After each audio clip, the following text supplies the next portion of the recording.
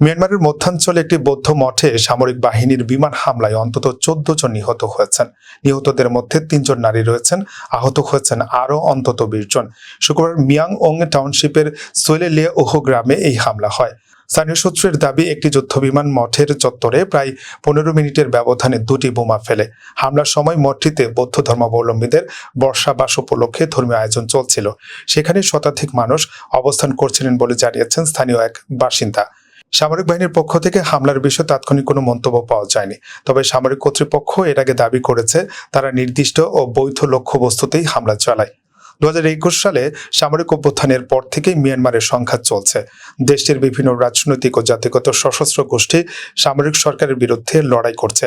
এই সংঘাতে বেসামরিক মানুষের হতাহতের পাশাপাশি ব্যাপক বাস্তুচ্যুতির ঘটনা ঘটেছে।